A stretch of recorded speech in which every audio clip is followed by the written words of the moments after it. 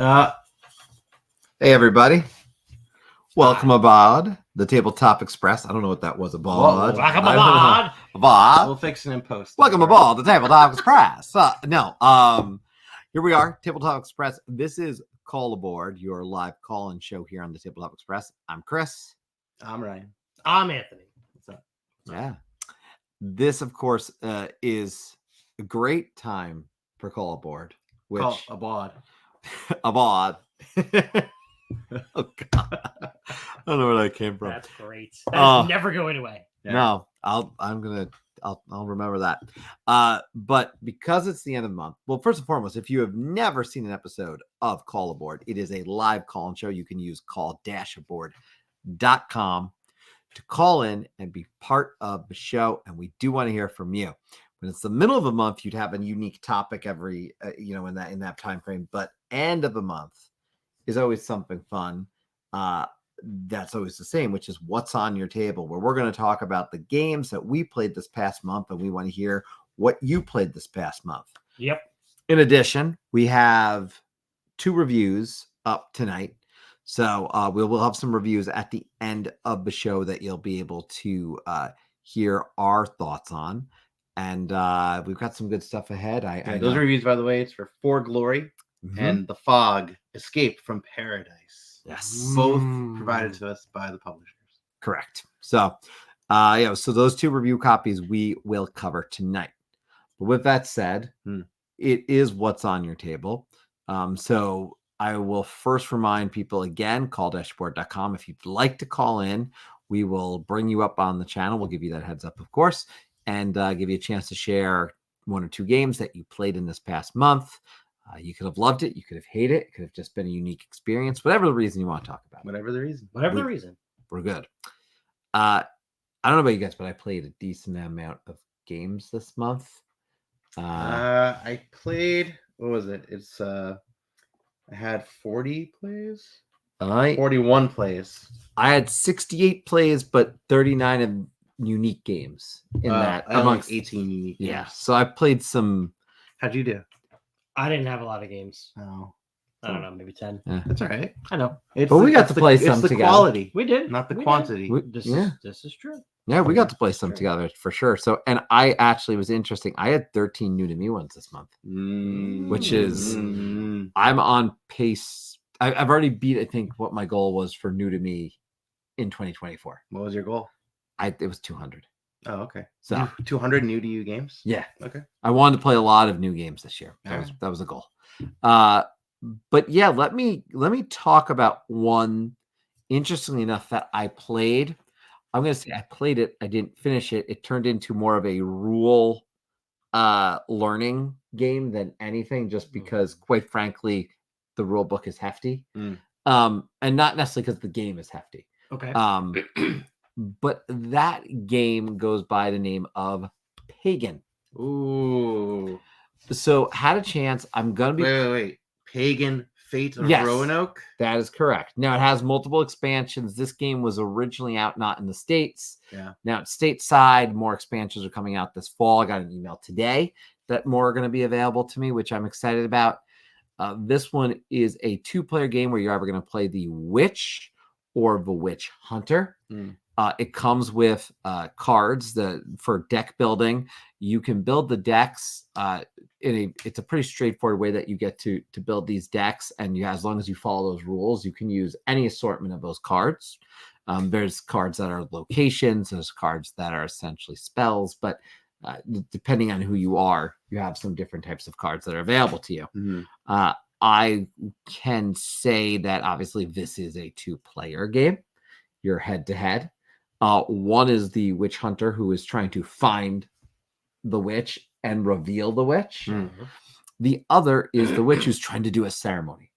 And so you need to do that ceremony. What's really interesting and what I really like about this is you're taking these actions, and while the witch hunter is trying to put evidence on the table, some of the actions can only really take place for kind of actually accusing when the witch has put enough of their tokens behind that person to conduct. So you have to be very careful and mindful of what you're doing.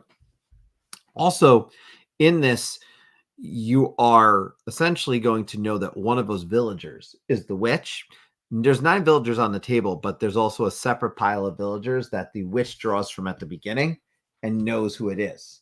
So the witch hunter has the ability to start revealing cards to themselves of saying, okay, this isn't the witch I know. But so the witch hunter player is not one of the villagers, correct? It's like Correct. A separate... Correct. This is not like a werewolf or something like that. No, the witch hunter is definitely not the witch hunter's in a scenario though that they also are trying to decipher it.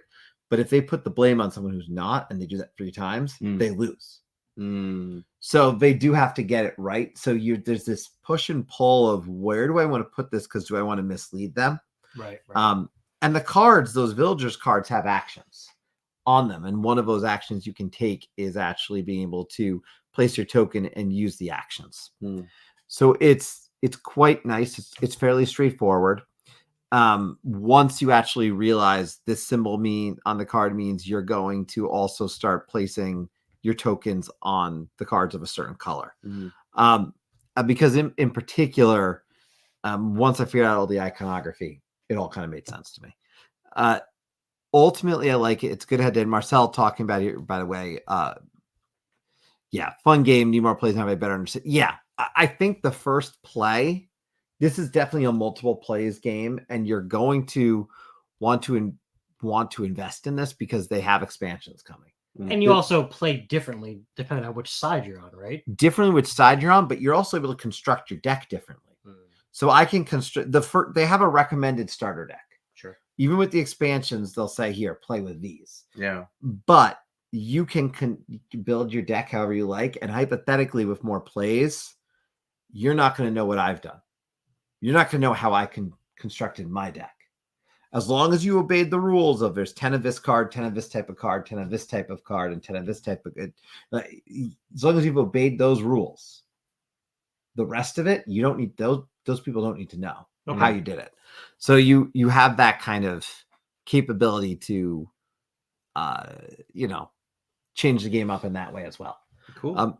Overall, really liked it from when I got the basics of it down. Again, my full playthrough probably on Friday will be my first full playthrough of this, and I am hoping and intending to play it a lot more. And I'm probably going to get into all those expansions. I should note there's expansions to this that actually add more scenarios. So the game comes with one scenario. So to change gameplay even more, there's the scenarios that they add, but the expansions that are forthcoming are going to add more villagers, add more expansions. So the replayability is going to just continue to go through the roof for me, in my opinion, with this. Have you played as the witch or the witch hunter? I have played as the witch so far. Okay. And I enjoyed the witch. There is a nice challenge of where do I want to put these things? Do I want to start make someone think this is where the witch is? So you can try to mislead a little. It's again, I really liked it. Marcel, by the way, mentioned the upgraded pieces are nice. I agree. I don't know if they're necessary, but the upgraded bits that I did end up getting and the playmat was nice. I did realize there was 2 playmats. I have one of them. So, and the playmat that I have, I almost thought doesn't look like what I would have expected, but it's a nice playmat by all means. I think the other one I've seen the other one, and I think the other one looks more like what I thought the game would have come with.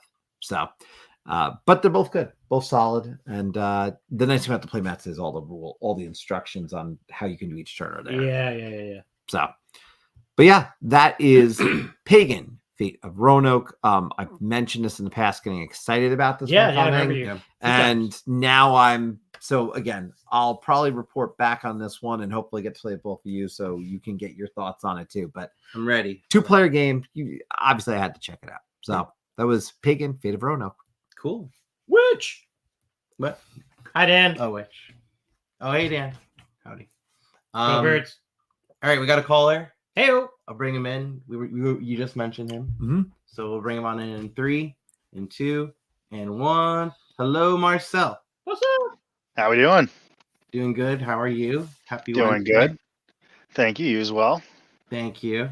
I have to ask before you talk about one or two games of your own. How many games of Pagan have you played? One, two. I know you. I've played the one so far. Okay. I definitely enjoyed it. I was the witch hunter. Mhm. I did not fully read how the witch could win, and my sister took advantage of that and destroyed me. As witches will do. So, damn, she read the rules. Yeah. Spellbook, I think of that. Yeah, exactly. Spellbook. There you go. Marcel's here. Howdy. Hello. I will So- say the one thing about that one is also you could hypothetically you could play that one over the course of a webcam or something perfectly fine, and it would work as long as whoever is. Yeah, I guess it would work as long as I guess think- the trouble would be the deck with the witches in it. Yeah, the revealing the villagers to see who's... That's the only thing that you'd have to somehow find a way. Maybe they could automate that with an app or something. Or manually someone make an app. But yeah, there you go. I'm on it. All right, awesome. You do that. All right. So, what was on your table this month? Not a lot of heavy stuff. A lot of lighter stuff this month. Actually got to play Boop Deck the Halls Ooh. this past weekend with my son. I went to the Granite State Comic Con. They had it there, so I had to try it. I'm trying to pull that up. Mine's Okay, still here in it is. pre-order. Boop the halls. Boop the halls. Boop the halls. Oh, and it's a tree. Yeah. Yep. Tell us more. So yeah, you can. One has the same base rules: kittens, cats. Get 3 in a row. You upgrade all of them to cats. Get 3 cats in a row. You win. Same booping mechanics. The thing that they do differently on this is they introduce ornaments. So the ornaments on your turn, if you don't have an ornament on the tree, it's going to go on that tier 2, which is the second highest tier. And it functions the same as the booping rule. So if you put a kitten there, the ornament gets booped.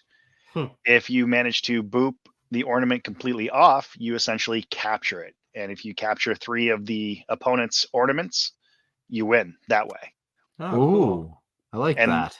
And I believe there was a rule. I didn't get a chance to try it, but if you were to boop a cat onto an ornament, it also captures it. Oh, interesting. So, yep. Honestly, quick setup, quick play. It's boop, but another little aspect to it. I like the 3D. I love the little ornaments and being able to just boop them off the edges there. That was always fun. And it's just a nice little presentation. Now, when you store this, Marcel, does this collapse at all, or is this stay? No. So the box that they had there, it actually all packages in.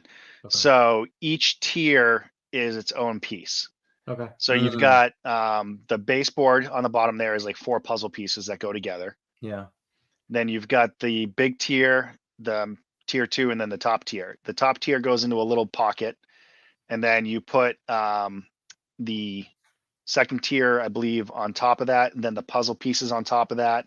Then they got troves around the corners where you put all your cats and ornaments, and then the big piece goes on top of that, and then the box closes. Nice. So they packaged it really well. Sounds like ice cool. Yeah. That's what I was. Yeah. Putting each one inside the other one. Yep. This one is on my list. I know it's a very short list because I don't buy too many now at PAX U because I feel like we end up with a bunch of review copies that we have to get through anyways. But this one was on my list of hopefully grabbing at PAX U this year and playing around the holidays. I thought you said it's on your Christmas list. Yeah. A little too on the nose. Yeah, I still got this one on pre-order at Game Nerds. I'm waiting for them to release it. Yeah. I get that. I love the look and feel. I love the 3D. And I love that Boop, it keeps coming out with like slight variations that make them their own game. It's not strictly just a holiday skin on top. Yeah. It's not patchwork. It's not patchwork. Yeah, no offense to patchwork, which is all patchwork has really done. So that's not completely fair. They balanced the game, quote unquote, with what Halloween. So they rebalanced the game. Yeah. But you got one more, Marcel? Yeah. So actually, this one's one that I've been playing with Barrows on BGA. It's DVONN. DVONN, something like that. I can't pronounce it. It's the GIF series, right? Yeah, DVONN, right? I think it's pronounced DVONN get the tables. Oh yeah. Oh, that is a fantastic reference. Well played. Well played. That's awesome. Tell us So- more. Tell us more. Honestly, this one just feels like 3D donuts, but Yeah. a lot better than donuts. Yeah. I just realized I already own this game then. Because you have donuts. I have donuts. We could You just- kind of do already own it. Yes. Yeah. Yep. So you got the boards laid out there. I don't think we've actually done the version where we place our pieces yet. No. I think we've always had the pre-set up one, and essentially you can take and move your piece from the exterior inward. Yeah. And once you stack it on another one, that one becomes now it has to move too, and so on and so forth. And the goal is to separate your opponent from the red pieces in order to win. So once they no longer have moves they can make, you tally up the pieces that you have remaining on top, and that's the winner. Yeah. It's pretty simple, but it's actually plays quick, plays fun, and it makes you think a little bit sometimes. Yeah, I've really enjoyed our plays of this one, and it's pretty quick to pick up, but the gameplay is different. It feels, how I put it, every game feels tight, even though the table looks completely different every time. Yeah, and even though you may be the last one making moves, it could be that you don't have enough moves left to actually catch up too. Yeah. But no, it's fun. If people have not played this on BGA, I'd say check it out. Just because it's a really nice implementation of it, and it really plays. Like I said, this plays super quick. If you did this real time, this would be a 10 minutes, game. easy. No question. Yeah, we played it once on the implementation's pretty good on BGA. Yeah, But I would like to play it in person. I would love to play this in person. Yeah. Yeah, this is definitely a game that falls into that 2-player abstract that. Exactly the type of game I like. So I was not surprised that I ended up liking this, but it's been around a while. And I had not played it until this year. So it was new to me. Same here. Awesome. Cool. So, all right. Yeah. And no one else mentions any other ones. Hit up Witchcraft at the end. Which one? Witchcraft. Witchcraft. Oh yeah. Witchcraft. Yes! Exclamation Point. Yes. So, Yeah, I haven't played that one yet. You'll have to borrow my copy. We'll get to that. But- all right. Hey, Marcel. Have a good one, guys. Now, See you later. Alrighty. Another caller. We got another caller on the wings. I reached out to him to find out what games we'll be talking about. And I'll bring him in 3 seconds. Ready? 3, 2, 1. Hello, Tyler. whoa. Hey. Howdy. Eyes on the road, buddy. I'm on break right now, so doing a little side work right now. So Whoa. I figured I'd call in and talk a little games here for a Okay. bit. I So love it. so bear with me as I'm on my phone right now. That's all right. That's okay. It's fun. As long as you're not driving, we're okay. No. We're parked right now, so we're good. We're good on that front. No, so the first game I'll talk about is one that I think it was mentioned like 2 weeks ago or like within the last month or so. The original version of it, or one of the base versions of it with now coming out, is Foundations of Metropolis. Yeah. I actually won this at a raffle for the convention at the beginning of the month, and I got it played, and super fun. I've never played Foundations of Rome before, but playing this was interesting, trying to figure out how am I gonna get the right buildings out there, get the right lots so I can get the buildings that I need out to get the most points. I don't think I played great at it, but I like it as an intro, and the pieces and the storage of it, I think, was what really impressed me of the game, because it fits so neatly in one box, and it doesn't take a whole lot of time to set up after the initial sorting of the game itself. Okay. Yeah, So- Foundations of Metropolis. I wanted to try it for a while because Foundations of Rome, when that came out, I always heard that it's a good. You talked about it last. Yeah, I played it. Yeah, It was and good. it was a good game, Mhm. but like the price point is Yeah. crazy. Yeah. So I definitely want to do Not Foundations of Metropolis. Yeah, and I'd like to say I know the price point for Metropolis, but I got it for free, so it was I'm a sure bonus I'm sure game. it's cheaper Yeah. Like, Yeah. Rome was Yeah, like a little bit $200, cheaper. right? Well, Rome's like, I mean, like you think about like Cathedral, right? If you buy like a nice version of very good Cathedral, for 30. Yeah, that's sure. like just it's like 6 versions of that in like one Yeah. box, basically. That's a lot of plastic. That is, which again is even more of a knock Yeah. on it. Like, geez, the footprint on that. Yeah, no, totally. But So- yeah, By the way, Brian says, please don't stream and drive. yes. No, we're good. We're good. We're not driving. We're parked Yeah. right now. But yeah, no, we played this at 4 and it was pretty fun. So I like it as a lighter side of my collection to kind of have in there. It's simple. You can do one of 3 things, I think, whether it's purchasing a lot, building something, or just taking income. So it was quick. It was just the only thinky part was, okay, how am I going to save up for this portion, or how am I going to do this to be able to put out X building? So it wasn't too bad, and I liked it as a lighter version of a game. So Nice. Awesome. So yeah, the other game I was going to talk about is polar opposite of the line of everything, and that is Sand. I know, Espen, you've played it before. I started to play it. Okay, you started I to started play to play it. the solo. I didn't finish it. I've played this solo now twice. I wouldn't recommend reading the rule book. I'd recommend finding a video or a couple videos to try help explain it.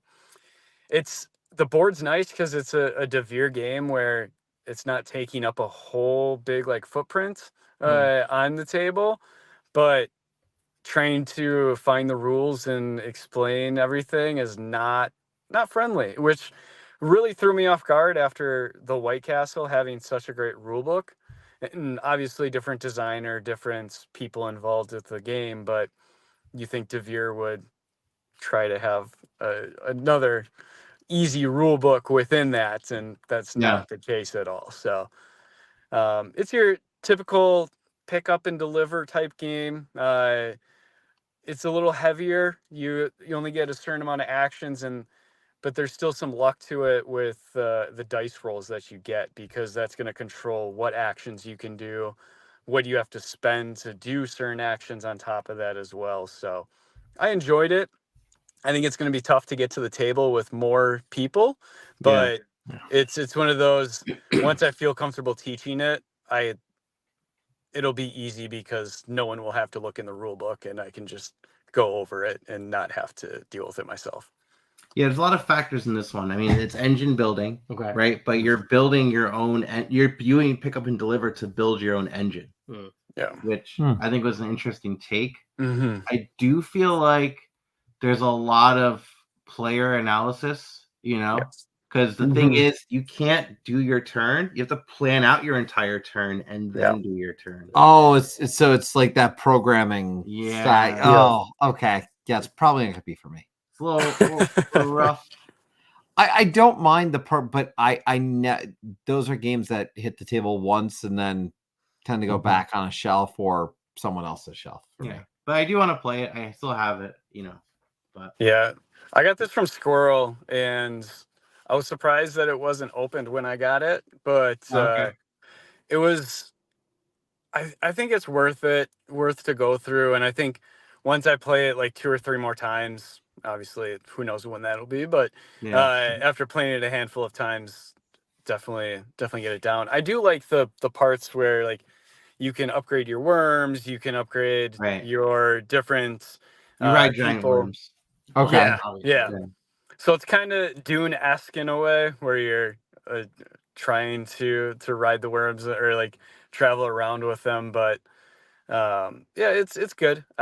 I'm interested to try out like the advanced portions of it with the certain player sides of it that it may bring, but it's not a full Euro because there is still some luck to it in what cubes are being pulled to place out there and what the dice rolls are and what can make it a easier or much more difficult game depending on the rolls. It does seem, though, I will say this, sometimes the ones on the heavier side do make for a great solo experience. So I'd be interested in trying the solo. It doesn't sound just because I could probably see it fitting as a game I would want to play solo more so than with people based on what you described. Yeah, like a low player count is probably best. Yeah. So, Yeah. but I trust, the thing is what you've both described sounds also like something that does something a little bit different, which does not surprise me because it's Devere.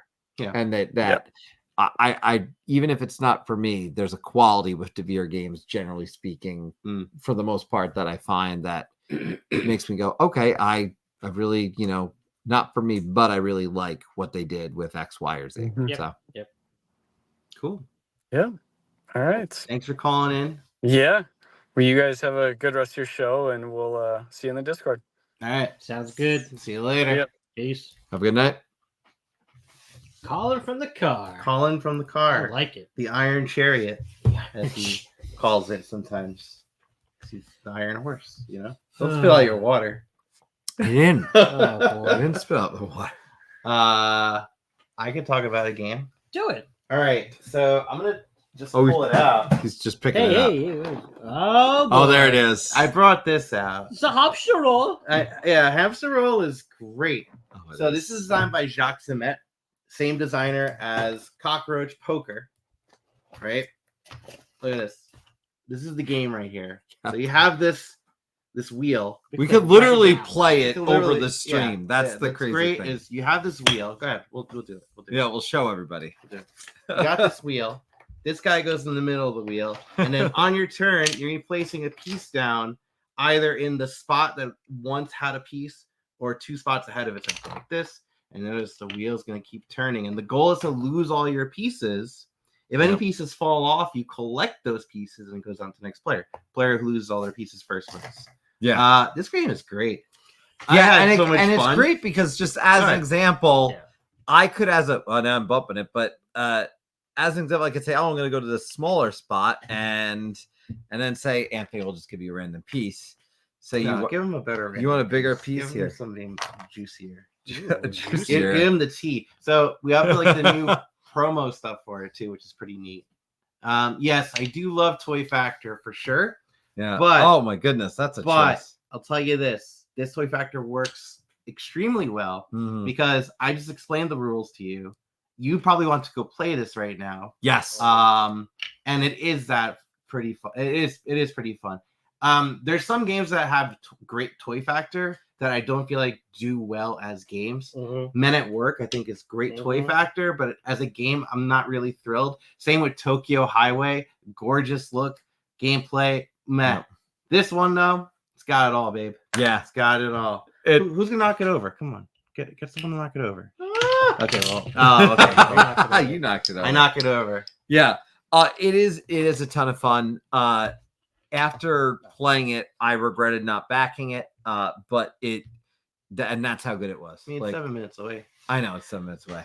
But my kids, do you know how often this would hit the table with my family? You kidding me? Oh yeah, it's been hitting the table a lot. And you can. And The you thing can is, do you this? can. You can. And you can do this. Yeah. I mean, the possibilities are as Well, limitless as a circle. you- Your you- tambourine, yeah, Yeah. sure. You said something the other day too that I thought was interesting. That was if we had 2 copies of it, we could Oh, totally play yeah. a team game of this. Yeah, so we could do a real-time team version where each team has their own copy of Hamster Roll, and they're just trying to beat the other and getting all our table pieces. by getting their pieces out. Yeah. So I think that could be pretty fun. Demolition Derby style. But that was Hamster Roll. This is the new edition put up at 25th Century Games. Zoc Spielen is the previous publisher, and I think they published this one too. They're in Germany. They also did Piazza Rabaza, which I adore. Oh, that's such a good game. What was that game with the spinning board with the ghost? The Ghost of Turning Castle, whatever. Oh yeah, the Yeah. one where with the mountain. Ghost of Turning Castle. Geisten? Yeah, it was Ghost of Castle Turnwall. Turnwallace? The Ghost of Castle Turnwall, yes. Oh yes, I remember that Yeah, one. let me pull that up. That's this one. The Ghost of Castle Turnwall, which had the spinning board with all the Zoc Verlag is pretty cool with like So toys. Minara, also great. Ghost Blitz, which I still haven't played. But yep. I do have it. But yeah, that's Hamster Roll. Go play it. Yeah. Oh, Very we nice. just showed you it in We did live just play it. action. So Yeah, so you know right now if you like it or not. yeah, you already know. That's the game. I can talk about a game. Yes. Go for it. Tell us. Do you like meeples? I do like meeples. Depends. Do you like parties? Oh, I do like parties. Do you Parties like are- Meeple parties? Oh, let me pull it up.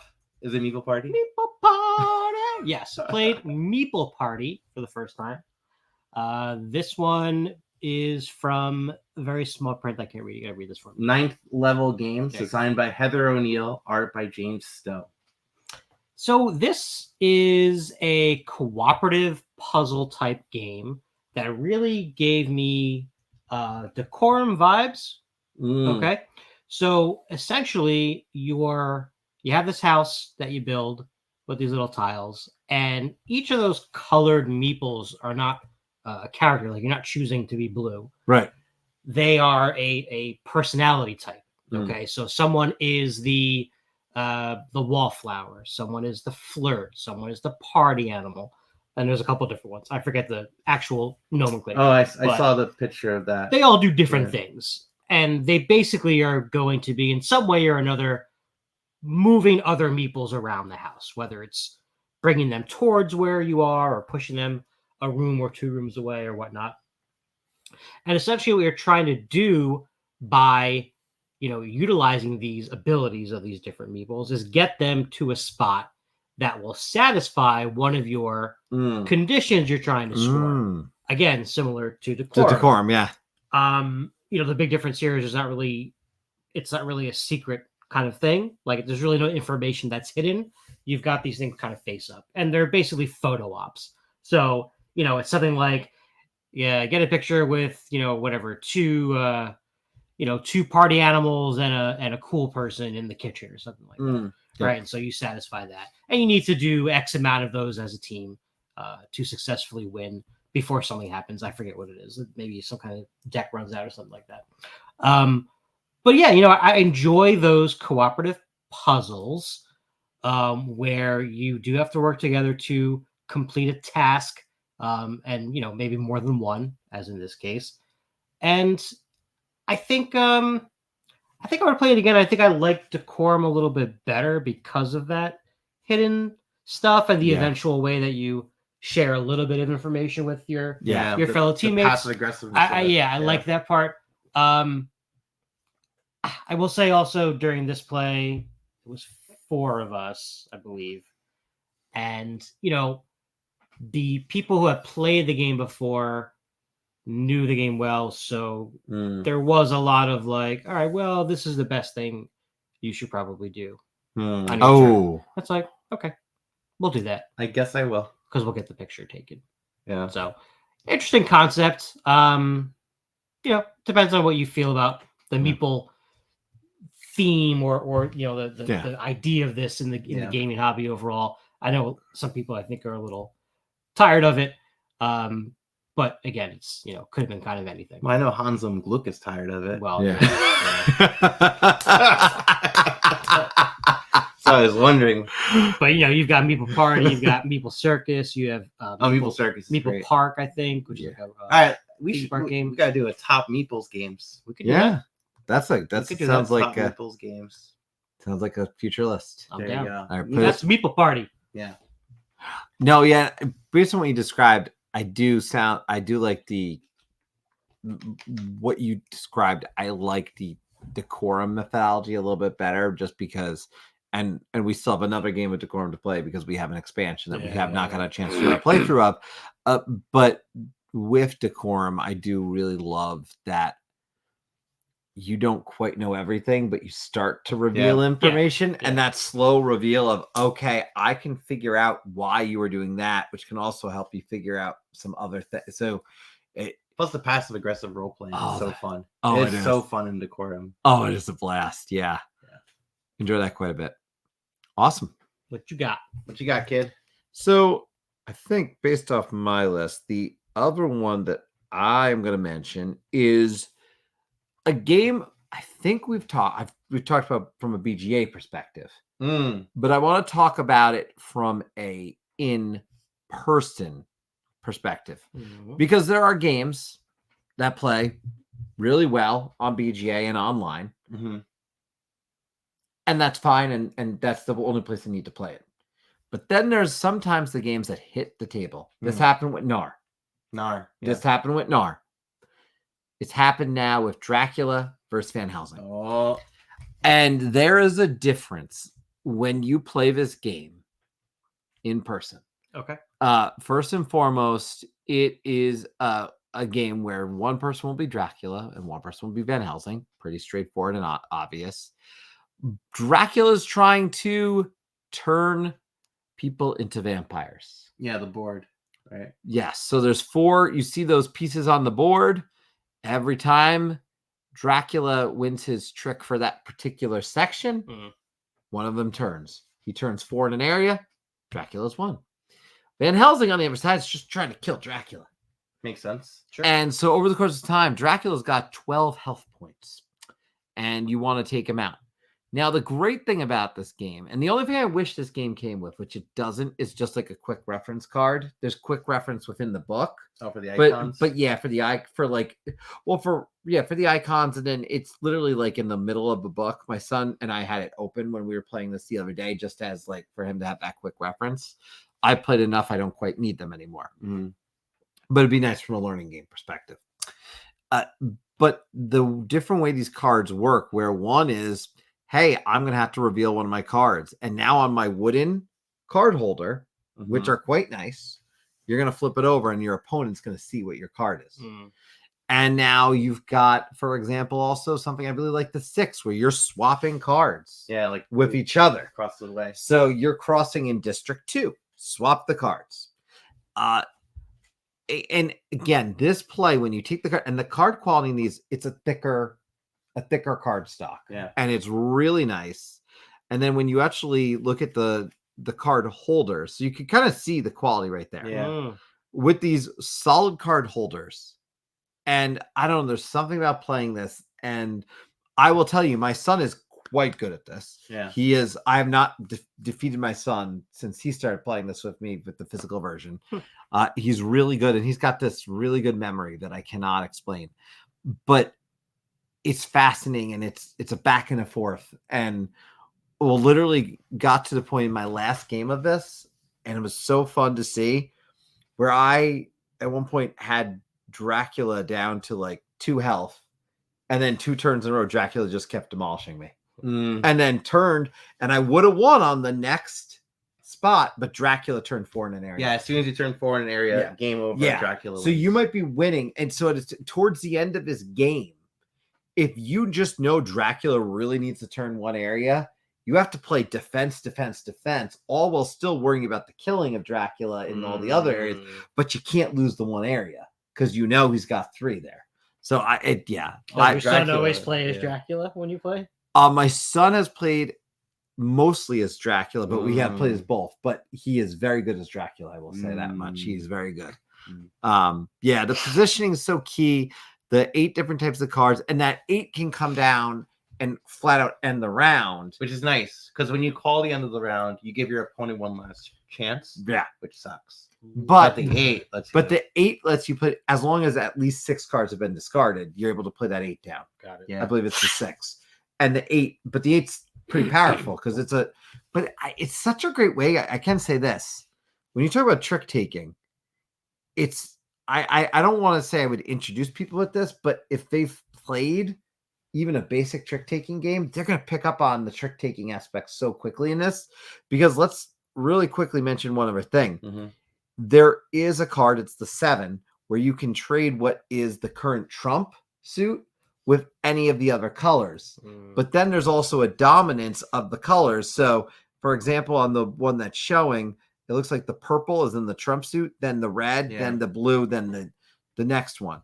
So when you think about that, it also means that there's ties at later parts, and you've got the blue and someone else has the red, but the red is below the blue and neither are the trump suit.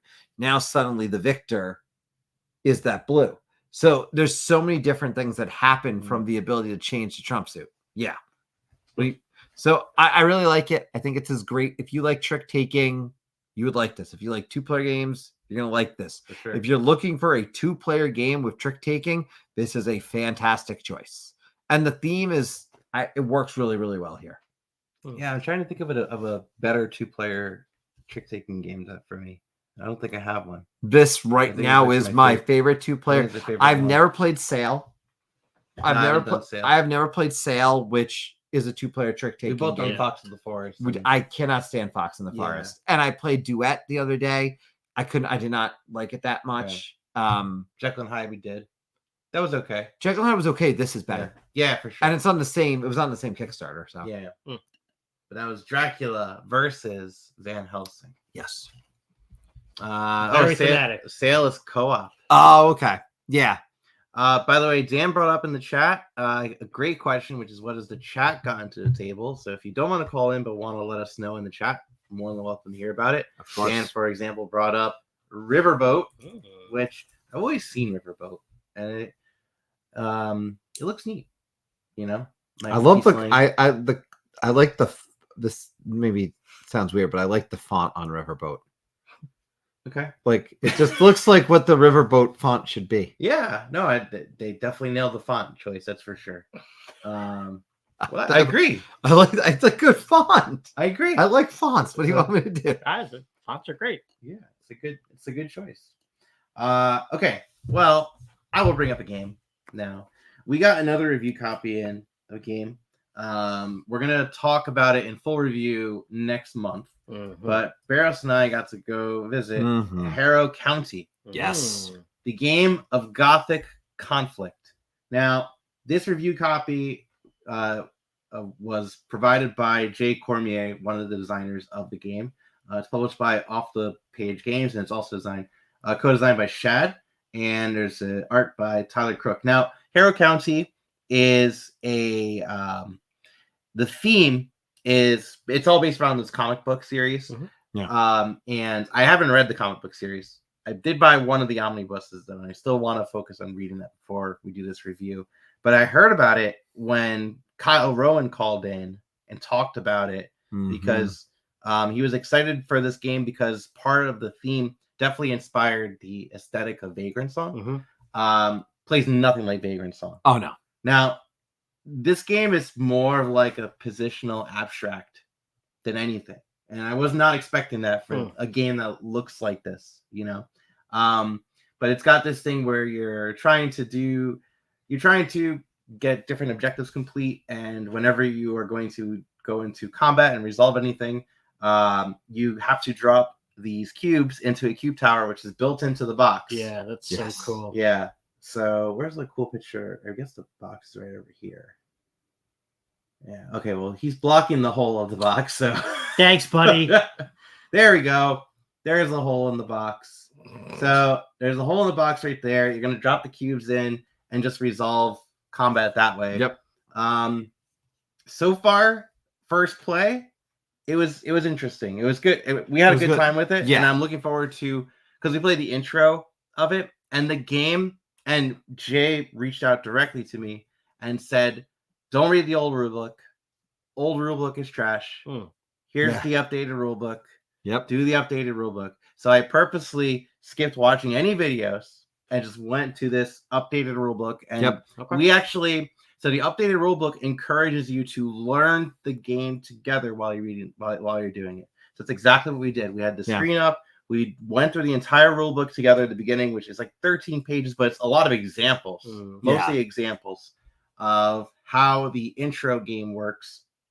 Then after you left, I read the rest of the rule book, and I'm ready to do it. So the 2-player aspect is very much head-to-head, but then the game can go up to 3 players with 1 player basically playing completely differently and like mind controlling the player's pawns to attack each other. And if that player collects enough of both players' pawns, they win the game. So cool. It is, again, we did the introductory piece, but there's, as you play through the game, more and more stuff is being added in. So I'm very interested in what direction this goes. After one playthrough, he can't give a score or rating to this, which is why we're not sitting here and reviewing this right now. Yeah. But at the same time, It was very interesting, and I was also surprised by that. It definitely felt a little bit more abstract, but at the same time, it was an enjoyable experience that I liked, and it was, again, from a 2-player experience, I thought it was strong. So I'm looking forward to see where the adventure takes us next and what gets added as we go to really the first true game. Because we did the introductory. Now this next one really is the one that feels because it's got player cards and a bit more decision making in terms of where you place your objectives. Now, Dan brought up he got a review copy as well too. An article's coming next week on the Cardboard Yeti. Yes, Cardboard Yeti. Graphic novel is great. I will check it out. Make sure the box is closed. Doesn't work with just the top. Wait, was it closed? Did you do that? No, it was closed. It was closed. Yeah, it was closed. It was closed. Because it worked. I haven't checked out the comic, but I will. Yeah. No, I'm glad you mentioned this one because, like I said, I really did enjoy it. I thought it was a fun introductory experience. And I goofed up midway through not realizing one of the things, which is why I'm glad we did the introductory, because now I would never make some of the mistakes I made. And so I think that concept of walking through was the right idea, because now you got whooped whooped really bad. But because I badly. didn't map out my pieces the right way, and I didn't have a connection point from one end to the other on something which I needed, but it was too late midway through. Look, it was a 2-player game. One of us got whooped. Okay. The other did the whooping. The other one, the other Do one. I look like whooped. I'm not upset about it? I'm not that upset. Harrow County, the game of Gothic Conflict. Yeah. Review copy. Review Provided by the publisher. So I did not pay for anything. Yeah, and we will have a review at the end of next month on this one, on this episode of Call Aboard, the What's on Your Table edition. So just noticed, by the way, that this says What's on Your Table August 2024. Oh my goodness. Say September. Oh my goodness. Well, that's horrible. Just saying. Oh my goodness. I know. Well. Oh well. That's all good. That's it for everyone. Good night. That's okay. No. Okay. Have a good night. All right. Sir, you have another game? Who, me? Yes, you. Yeah, I got one more I could talk about. This is another co-op, actually, and I believe Jamie Stegmaier has mentioned that this might be his favorite or one of his favorite cooperative games. It's Shipwreck Arcana. Have either of you played this one? No, but I've heard a lot about it. It's pretty interesting. It's sort of like a logic puzzle, I would say. Yeah. I forget what the theme is. Something like you're discovered some. So it's trapped in a drowned world. Yeah. Use deduction and work together and escape your doom. Designed by Kevin Bishop, art by Matthew Bishop from Metromorph Games. So essentially, there's these different cards that are going to be laid out, and then there's a bag of these numbered tiles. Each player is going to have their own numbered tiles from, I think, 1 through 7, I want to say. It might be 8. So it's I think 7, 1 through right? 7, yeah. So each one of these cards that's out on the display is going to say something different. But essentially, when it's your turn, you're going to pick likely 2 tiles out of the bag. If it's your first turn, definitely 2 tiles out of the bag. You're going to look at those toe numbers, not show the other players, and then decide where on those cards to place one of those numbers. What you're trying to do is provide the most information to your teammates by doing so. So, as an example, there might be a card that says if the total of your 2 numbers is, 10 or greater, place one of them here. So if you placed one of your tiles there, let's say it was 5, right? You then are showing your teammates that the other one in your hand cannot be a 4, 3, a 2, or a 1, because that wouldn't be 10 or higher. Right. Yeah. So now you basically say, all right, turn over your 1, your 2, your 3, and 4. Okay, here's what's left. If you have enough information to 100% name what is still in their hand, then you'll complete basically that point. And some of the cards will then kind of score. And when they do that, they flip over and it becomes this kind of special one-time ability that you can use as a team as well. The other thing is you can't really see it in this picture, but each of the numbers has a certain amount of symbols next to it too. Mhm. I believe the 6 and 7 might have like maybe 3 of them. Yeah, 7's got a 3. Yeah, they're like sort of moon type phases. So you'll see on the bottom, yeah, it's good. Up a little bit at the very bottom of that card. Mm-hmm.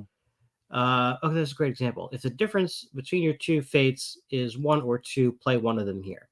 So again, if you played one of your numbers there, let's say you put a 3, you're now telling everybody else that the difference is, you can then eliminate some numbers as well. Yeah. And that's basically what you're doing. If it comes back to your turn, and let's say you still have one of your numbers that's out there for a previous turn, you're only going to draw 1 new tile from the bag to do so. Once that one is a card is solved or whatever, then that person is going to flip all their tiles back up, so they're starting with new information. Got it. And that's basically, you're just trying to beat the clock because you're moving around this little scorecard. Every time you get one right, you move around, and if you mess up or you guess incorrectly, you'll progress the sort of bad track, and you really just want the good track to finish before the bad track, and that's how you win.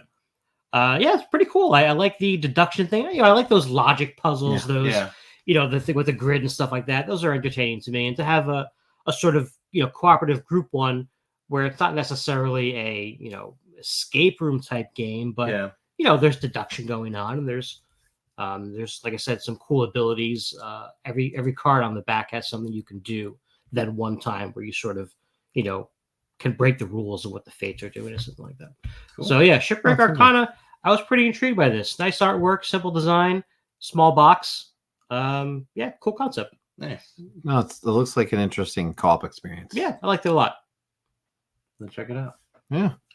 All right, so we've each done 2 games. Do you want to jump into reviews? Do you want to do a Did you third do 2 game? games or 1 game? I did too. Everybody did 2. Everyone did 2. Everyone Let's did too. review it up. Yeah. So we're gonna do some reviews. So we'll do last call between our first review and the second review. Yeah. So if you do want to call in, now's the time to do it. Otherwise, yeah, we'll do a review, and if anyone wants to chat after that one, we'll pop into that one. Do you want to start with For Glory or Fog? Well, I didn't play For Glory. let's start with For Glory, and We'll end with Fog. And you just look pretty. It's nice to end with Fog. With Fog, it's true. Yes. So we got a review copy in of For Glory. This came out in 2020. The designer is Alex Wolf, publisher Steelcraft Games. We also got a copy of the expansion For Glory Champions expansion, also designed by Alex Wolf. Take it away. So For Glory, I think you can get a little bit of a vibe of what's going on here. We got gladiators here. It is a 2-player game in which a few interesting things are happening. What you're actually seeing on the board in particular right here is there's essentially 3 arenas. They're right in the middle. Right in the middle. With the little crystals on them. So there's essentially 3 arenas. We are going to be building up our decks to play our gladiators into battle to fight for glory. Yeah. And in the process of doing this, however, what is a very interesting aspect of this game is just because you've put a person down doesn't mean the fight has happened right away. The time is going to take place, and each card you put gladiators in different arenas. Yeah, but what's interesting though, a few things that happen. There's always going to be an empty arena because you're not going to use every arena on every. So once 2 arenas have been used, those are 2 arenas that are going to be used at that point, if I'm not mistaken. Yep. The other aspect that's interesting is as the game goes on, there's going to be more time to put your gladiators down because round by round, you can put down more and more powerful gladiators. So the battles are getting bigger as they're going on. Yeah. So every round it's going to get even more and more. And because of that aspect, you could control when that round's going to end based on the gladiator that you put down. You could say, man, if I put this one down, this is going to set the end game in motion. So you are playing that strategically. Additionally, they have these very cool abilities that I very much enjoyed, which sometimes are just completely, hopefully, offset what the other person has played. Yeah, the gladiators will have specific things on them.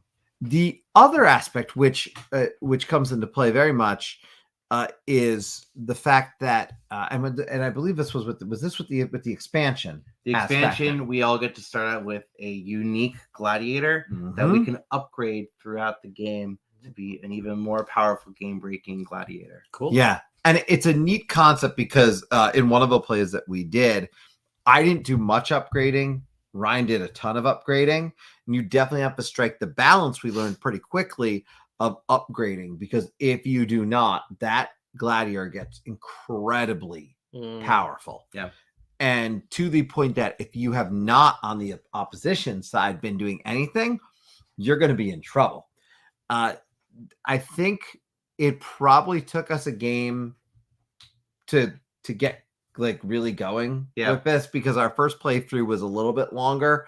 Our second playthrough, I felt like, was significantly shorter. Yeah, we shorter. So I don't, when I say that significantly shorter, it felt like it was half the time. Yeah, and we jumped right in with the asynchronous powers on the second play, and it was, again, very straightforward. So we're talking about a head-to-head deck builder where there's also different kinds of markets you could draw from, because there's going to be cards that let you they're like tactic cards you could play during the attacks. There's going to be gladiator cards, which add gladiators to your thing, right? And then I forget the third kind of card, but they're kind of like ongoing abilities that last from the game. And you can kind of mix and match and decide where you want to purchase from. And the standard thing, you can buy cards to give you more coins and stuff like that. Yeah. But another interesting tidbit too is having those those resources set aside for battle is important, because you could kind of gauge when a gladiator battle is going to be happening. Yep. So always having that because the thing is, you could discard your cards or hold on to some cards too, and you can also set cards to the side into your like a reserve pile, but you're gonna have to pay to bring them back into your. You got to pay money to get all those reserve cards back, and you can't just pick and choose. You got to get everything back in. So if you got a few reserve cards, you're gonna be really. I got to pay $3 to get all those back. You can't. And the one that you put down first is gonna take you forever to get to. Yeah, right. And that's if we want to. Right? Yeah, because obviously it's good to do that because you thin out your deck. Classic deck building strategies, right? So there's a lot going on in this. If you like that kind of head-to-head thing, you should consider checking it out for that reason. The individual gladiator arenas too, the player who wins it gets a special benefit bonus that they can trigger throughout the game too. Okay. So you are also thinking about which arena you want to go into versus, and also which arena do you want to win? Because sometimes that ability might play to the strength that you've built up to. Yeah. And so that's a nice aspect, I think, of it. And again, it's head to head, it's deck building, which I know is going to satisfy a lot of people's itch. It's a competitive space, I think, overall. There are a lot of deck building games out there. I don't know that I had seen Gladiators though before I saw For Glory. I don't think Gladiators was one of the thematics that I had seen a ton of. I do like the arena aspects. Yeah. I like the variety in the arenas. I liked adding the expansion. Again, I think you just add it right away. I actually think I like the game better with that expansion, personally. So I think adding that in, popping it right in and just playing with it works perfectly fine. And it adds that little extra for me. That ultimately, like, again, having this character you can build up, which I compare with Undaunted. Because in Undaunted you get the upgrading. You build up your upgrade cards. You're building up your upgrade cards. So it's a mechanic that I really like. It's just one card, but you have to be very specific and very strategic about when you choose to take that action. Yeah. Because you might want to play that down for a fight, but I could use a little bit more power out of that.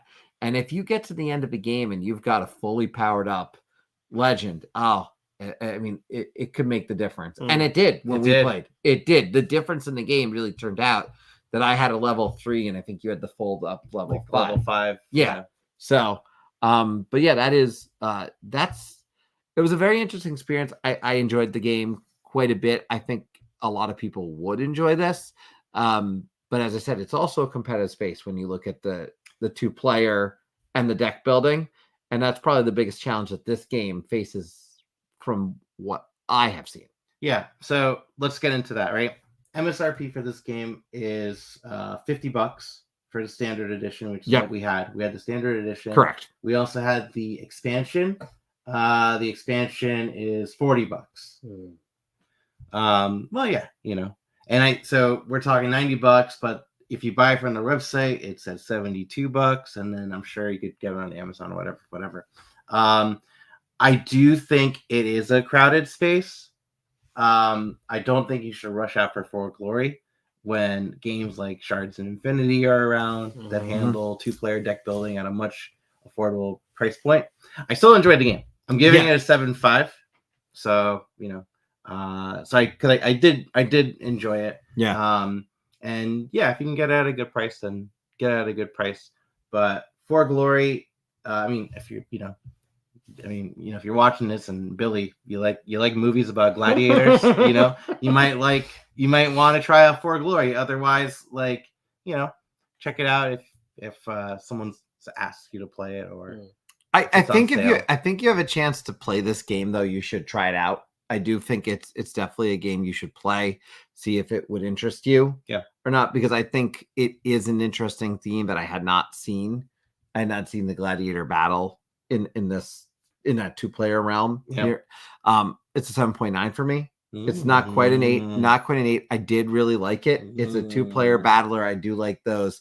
But when I'm playing 2-player games, a lot of the 2 players, and it's not a direct comparison, but like I'd still rather play maybe Radlands or some of these other games that aren't using the same mechanics, mind you, but they're just a quicker 2-player experience. Right.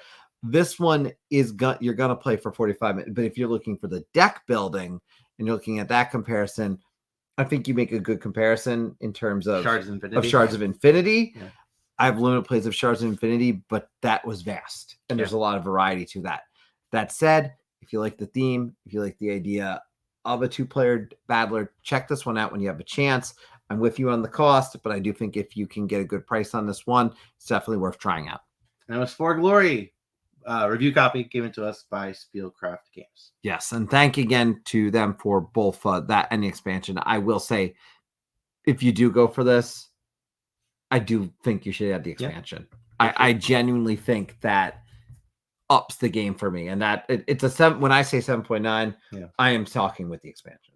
Do you sense that? Do you sense that feeling of dread right now? Sneaking up from behind. Oh. Yes, I kind of do. I think the boats are calling us. What do you think? We better get going. Oh, jeez. There's a fog coming in. The fog. Escape from Paradise. Yes. This was designed by Robert Mueller Reinrath. Sorry. German. And published by Zolox Games. Artist by Unique Latani Sopari. Okay, cool. So just make sure I got that right. But this game was given to us by Grand Gamers Guild. Correct. As a review copy. So, The Fog, Escape from Paradise. Anthony, would you like to describe? Well, first of all, I don't know about the subtitle. The subheading part of that. There was no indication that this was a great place to be. What are you talking about? Did you see the map, though? It looks... you not like funnels to go to the beach? Because... No! This game is wacky. This is like Survive, Escape from Atlantis. Yeah. Esque, right? Yeah. But with obviously not on like the grand scale of all the creatures and stuff like that. There's just one thing that's sort of coming to get you. But this was a pretty unique play where you're really trying to get your characters, as many of them as you can, off of the island and onto these boats. Yep. There's like really good spots that you can get your people to on the boats, and then there's like decent spots that you can get to on the boats as well. But the cool thing is that you're not just moving the people around randomly. They have these sort of special ways that they move or do things that can affect the other characters around them, even if they're not yours, right? So there's someone that can, sort of push in a straight line up to 2 people that could all go forward then, right? There's someone who can jump over other characters or even bypass some of those obstacles because there's like trees and rocks and stuff in the way. Well, everyone can do them. It's just that some people have them cheaper. Yes. Yeah. Oh, yes. Yes. Yes. You are correct. You are correct. Yeah, there's different options on how to do that. And then someone is kind of better at it, and so it doesn't cost as much. And you have limited action points. Right. So Yeah, that's 7. so 7 action points to start. Most But- of the actions are like 3 points. But yes. 3 per, right? Okay. So the thing is, because some of these have abilities, they can do things cheaper if they're in the right spot to be able to do that. Yeah. The other aspect that's interesting about this is, one, you're going to see on the board, it's kind of hard to see probably in this one, but there's negatives the farther back they are on the island. If the fog catches up to you, you are going to receive negative points. And there you go. The fog's going to eventually start moving. You do have some time to move your pieces. Yeah. But you do have some time to move your pieces. It's limited, and it is a bottleneck. And at a certain point, you just kind of get stuck. Yeah. So you do not need to think about it. The other thing I would note is you see the pieces on the board, but then there's this neat, and there's essentially 2 phases. The first phase is we're going to start claiming these the villagers as our own. We're drafting. Right. What villager is mine? And I found, because we did do this, because we had a chance to play this a few times, and in that second play, I had a much, I felt like a better idea of where I might want to draft. Yeah. Even if I was drafting farther back, I was often strategically drafting in, oh, this is here, and I know I can jump this, or I can do a squeeze at a cheaper here, or, and this is interesting to the 2-player version, but in the 2-player version, you're actually controlling two colors. And I picked one that could push, and I just had a spot in the back, but I kept pushing people up. Right. So it was a different gameplay almost, in a sense, for me with the 2-player than the 3-player. But the pushing action is that interaction level of everything you're doing might impact someone else, including blocking them completely from being able to go anywhere. Yeah. Why are you bragging about that? You don't have to. I know why you're bragging about that. Because you wouldn't move. And my pigtail character just got trounced by You the don't fog. have to. You don't have to outrun the fog. You just have to outrun the other people. That's You true. Well, the yeah. thing is, you have to go further enough so you're not losing as many points. Yeah. So the fog is basically just this long cardboard piece that will slowly creep up the board. Yes. And it'll cover a row at a time, and any villagers that are there are going to be engulfed. You can see it creeping in this picture. Oh yeah, there Oh, it is. yeah. It's Oh, creeping. yeah. And you're going to be able to score points in a variety of different ways. Positioning on the boat, if you've got the right colored pieces for yours on the boat, because there's blue, red, and then boats, whatever row you're in, that's how many points you're gonna get. Yeah. Right. So even if you don't get onto the boat, there's still no. score points. You have to be on the assigned seating of the boat. Right. If you're just on the dock, you don't get points. No. But those other, if you're just there was the down below, on the the general spot, because those are infinite number, right? Yeah, well, no, not infinite. It's a finite number. So Yeah. 3 can go over here. At most 2. At most 3. And can go- sometimes I played the game. Trust me. Yeah. And sometimes though, you might just go to those docks on the side just so you don't lose points. Sure. So there's a lot of different choices. It's an interesting game. I will say that we had the deluxeified version. Yeah. That they sent us, which is essentially what you're looking at here. Fog machine. I will say, even if it was the standard, the gameplay is obviously the same. The deluxeified version is not changing anything. Well, Deluxe goes up to 6 players, which adds in more maps. Yeah. You have more maps because the standard version has like the cardboard pieces like this. But you have you have more map options. You have more boats. Yep. You can go up to 6 and have like a spread out kind of thing. I will say this, and I would try this at a larger number just to see the chaos. I really liked it at a tighter amount, quite a bit. I liked it at the 2. I wonder that we did not play this at like the highest count. 6. Yeah, and I would try it once. I just think there would be a lot of AP. Oof, yeah. Because even at 3, you're thinking, what do I want to do with these actions? And so it could get I think maybe a little too drawn out for me. But I'm not going to say that officially. I know that for a fact with 6 because I didn't. But Right. I know enough that Yeah. with 3 we were thinking about it. So with 6, there's going to be a ton of downtime potentially, and also you're just during that downtime you may just sit and watch a lot of your characters just get totally boned. So look at the round tracker.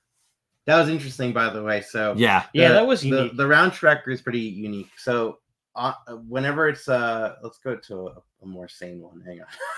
that's the 6-player one, right? We'll go to the 4-player yeah, one, right? that's a lot better. So it looks a little funky, but it's actually pretty well done. So you start with the player up top, then you go to the next one. But then when it's eventually blue player's turn, you're going to go to the right, the fog marker goes up, and then the blue player goes again. Then it's back to orange, green, yellow. Yellow goes twice, blue, orange, green goes twice, and so on. And so eventually everyone kind of goes like twice in a row, which is interesting because then you have that that cadence, you have that idea as to when you're going to go.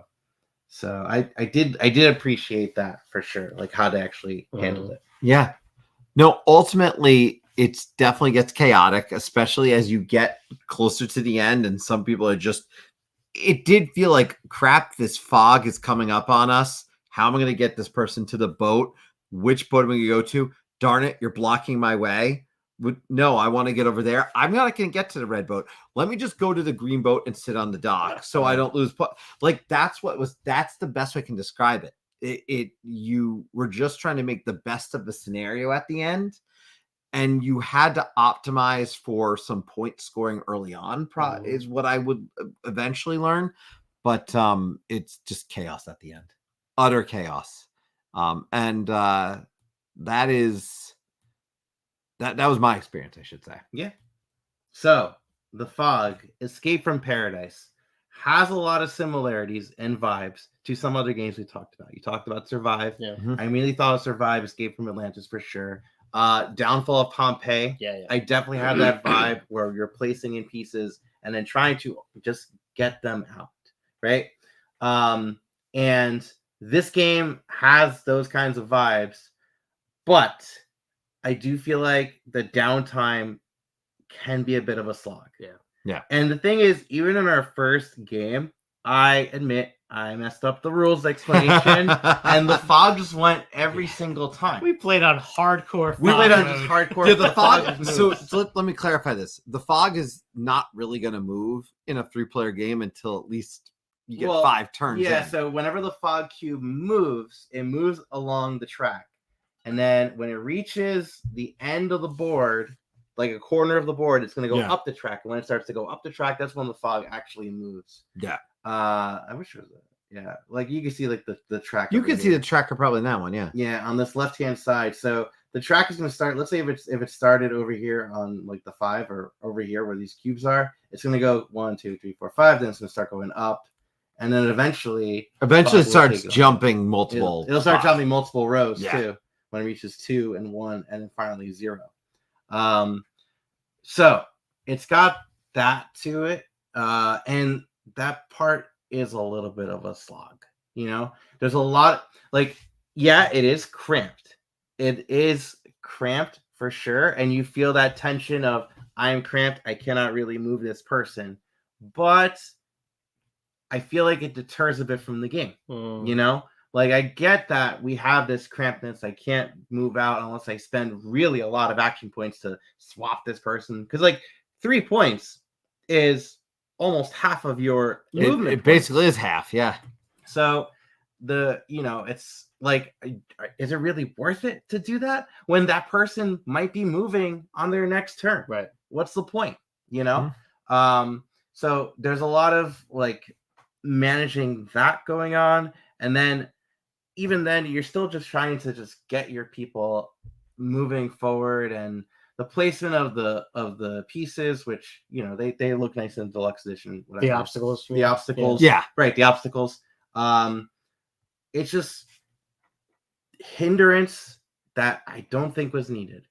It's enough with the players. It's enough with all the pieces. Yeah, because there's a lot.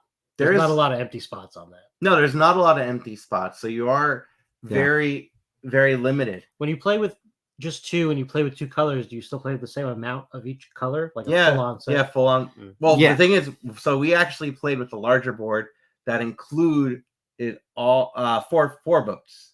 So we had a 4th boat in place too. Wow. Yeah. Okay.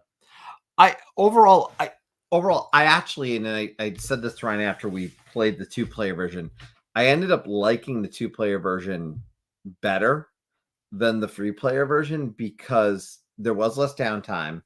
I enjoyed the kind of trying to synchronize my movements. And for me, it brought it up a few points for me in doing that at 2 players. I definitely think, again, at a higher player count, be ready for downtime. Yeah. There's not a question. Because even at 3 players, again, now, and then the question becomes, is this a game you're going to play multiple times? Right? And for me, it was not a game I felt I was going to just go put on the table all the time. And for me, when I was going to, if I put this on the table, I'm honestly going to put it, and this won't come as a shock to anyone. I like 2-player.